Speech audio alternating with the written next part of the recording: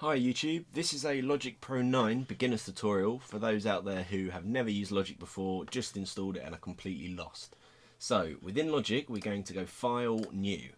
That's going to bring up the option for loads of different DAW software, get going kind of tasks, and under Compose we're going to have Empty Project, completely start from scratch. Once you've clicked that, you shall get the option for different tracks. You've got the number of tracks, where we're going to stick for 1 for now, but you can type, say, 20 if you're complex enough to have 20 tracks. We're going to stick with 1, and you can either select audio or software instrument. I'm going to ignore external Midi for now because that's a lot more advanced. So audio is for if you want to record live instruments or vocal. Software if you want to use the built-in sounds within Logic. So for now we're going to go software instrument, create. This is what Logic Open looks like when it's actually open, and we're going to start with just getting your whereabouts so you're up and ready to use it. Down the bottom we have, just like a standard tape player, we have stop, play, pause, record, rewind, which they jump a bar at a time just to let you know, and then you have this one on the left which goes back to the beginning. Secondly, you have your tempo. For those out there who don't know what tempo your original songs or compositions are in, then there are iPhone apps which you tap along and it will give you the tempo, or you can just keep adjusting it until you're comfortable.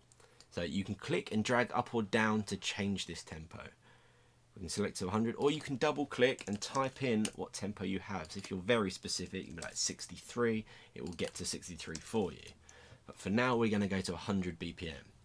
To the right of this we have a time signature. Again, click and drag to go up and down, but for simplicity of mind we're going to say 4/4 as it's a standard universal time signature. On the left hand side we have part of our mixer. You normally have the track you've selected and your output. Let's just call this track for now beginner.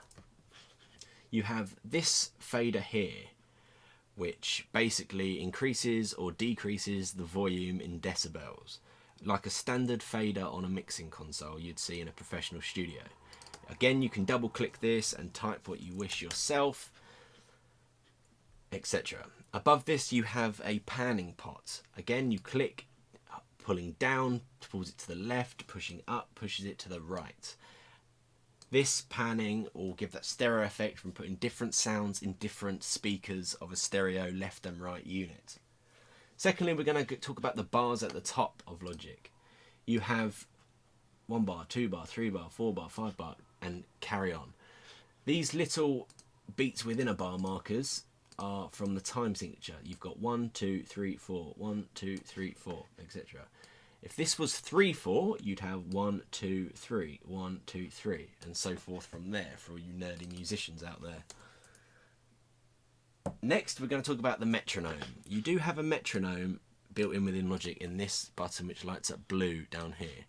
When playing what you've already recorded, you can click this to turn on your metronome, and you can also click it to turn it off. The metronome will automatically come on when you hit record.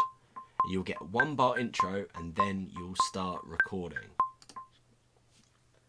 Next we have the mixer tab, which I'm going to keep very basic on this because it's more advanced and there's a lot of different things. Your mixer tab will show you all the tracks you have within your session. If you were to have, say, 10 tracks in total, you'll get 10 tracks along the bottom where you can pan certain things to the right, left, all over the place, volumes. This is after obviously you've recorded. This is the mixing session which will come in a video in the future. So just to recap, we've covered how to play, record, stop, how to select your own track and insert a track, time signatures, tempos, panning and volume, the bars, metronome, mixer tab, basically everything you need from first opening Logic to get running. So I hope this tutorial has been useful to you. There will be more advanced ones to come.